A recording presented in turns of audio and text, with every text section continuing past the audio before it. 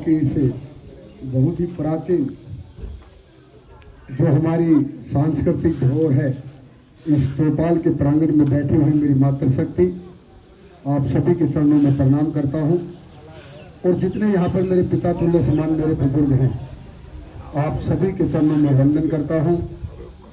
जितने मेरे यहाँ पर पदाधिकारी हैं, युवा साथी हैं, और देखिए एक प्रोटोकॉल है, तो मैं अभी नाम तो सिर्फ एक ही ले पाऊंगा, क्योंकि जो इस वार्ड नंबर 32 के कंधावला वार्ड के जो मंडल अध्यक्ष हैं पहलवान, में तो फिर राजा पहलवान जी के नाम से ही फोन भी फिर, लेकिन जयराज छिकारा जी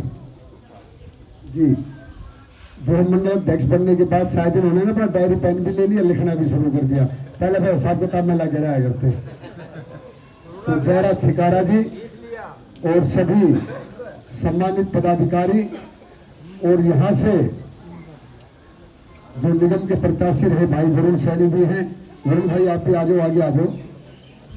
भाई जगपाल जोंती जी जो पूर्व में हमारे किसान मोर्चा के जिलाध्यक्ष रहे, और दलबीर माथुर जी, और भाई बहुत सारे और भी कार्यकर्ता हैं। डॉक्टर रविंदर जी जो हमारे प्रकोष्ठ के पता नहीं दिल्ली के अंदर झुग्गी झोपड़ियों में जा कर भी कैंप लगाए हैं, उनको सुविधाएं भी दी हैं। और भी बहुत सारे हमारे शक्ति के अंदर प्रमुख बैठे। भाई अगर किसी का नाम ना लूं तो ये मत मानना, आप लोगों की जो जगह है ना सबकी, वो इस दिल के अंदर समा चुकी, जिसका मैं कभी ऋण नहीं उतार सकता, कभी आभार नहीं कर सकता आप लोगों का। देखिए आज मैं आया था आप लोगों का सम्मान करने और धन्यवाद देने, लेकिन आपने फिर भी उल्टा कर दिया, मेरे सम्मान पे लगे सारे के सारे। ये मेरा सौभाग्य है। एक बात भाई जगपाल ने कही कि भाई ग्रामीण पृष्ठभूमि से हम भाई को चुन के लेके आए हैं। देखिए मेरे से पहले 2 विधायक भी, वो भी ग्रामीण पृष्ठभूमि से थे, लेकिन जो मेरा संगठन मुझे सिखाता है कि आपको विधायक बनकर नहीं, जन सेवक बनकर एक नई सोच के साथ सबके साथ मिलकर काम करना है। तो मैं अपने उस संगठन का धन्यवाद करता हूं जो हमें कोई नेता नहीं, सिर्फ जन सेवक बनाकर आपके बीच में भेजता है।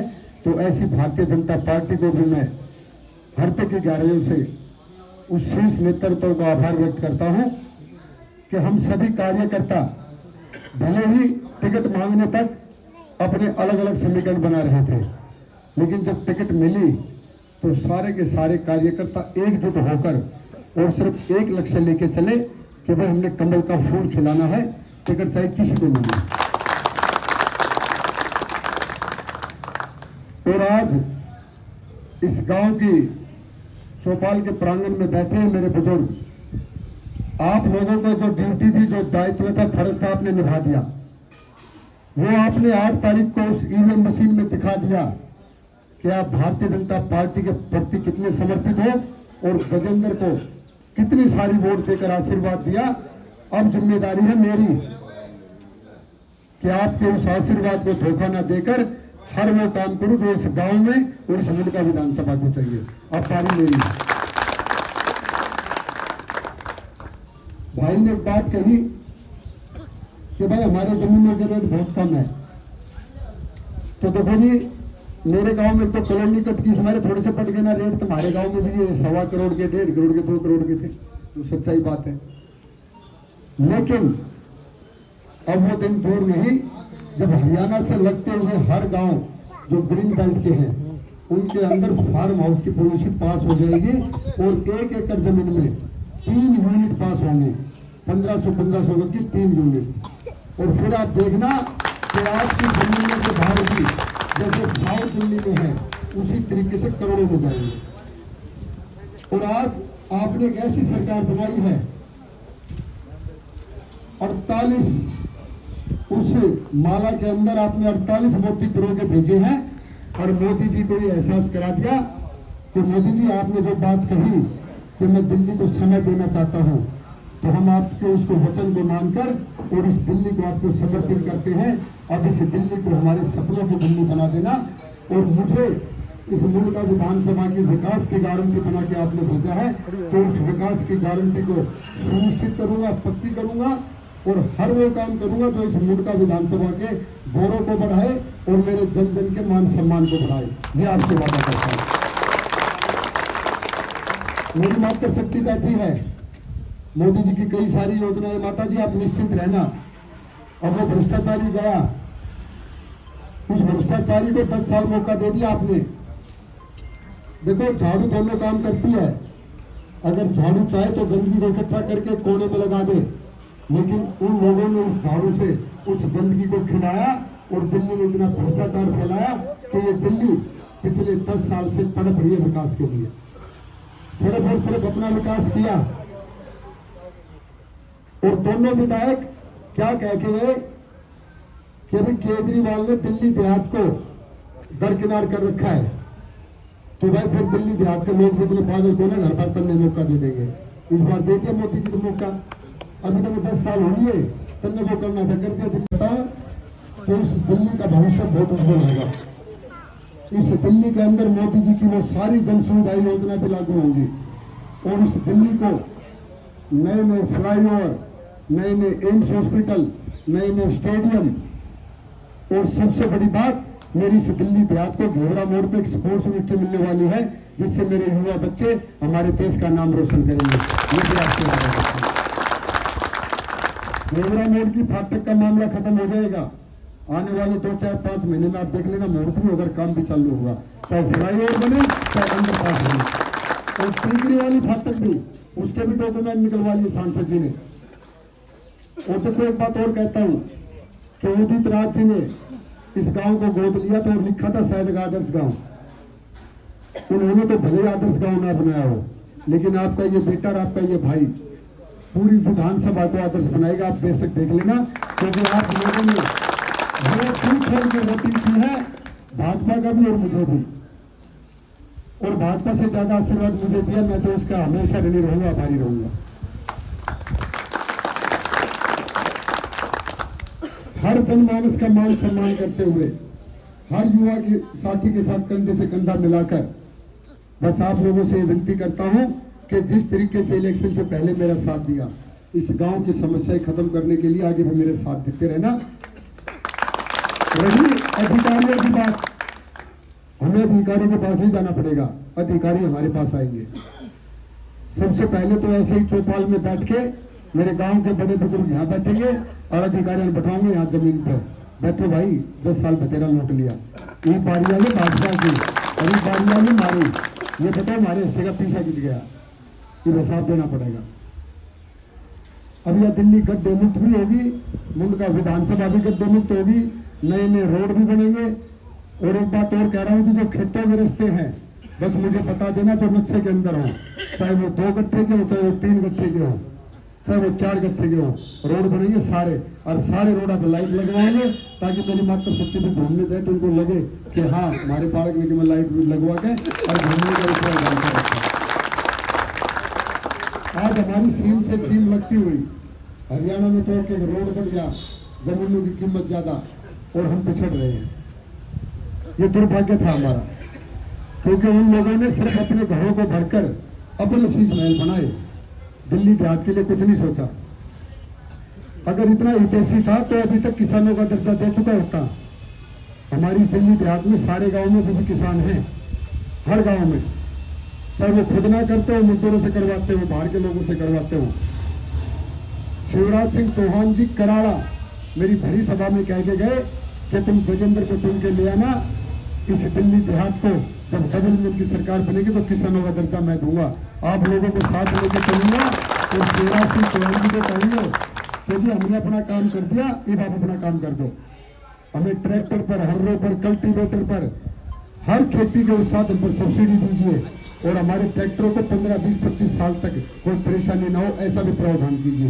ये भी वादा करता हूँ। और देखो किसान बैठे हैं, स्वनिधि योजना, किसान स्वनिधि योजना के पैसे आ रहे होंगे जी, कुछ लोगों के खाते में तो आ रहे होंगे जी।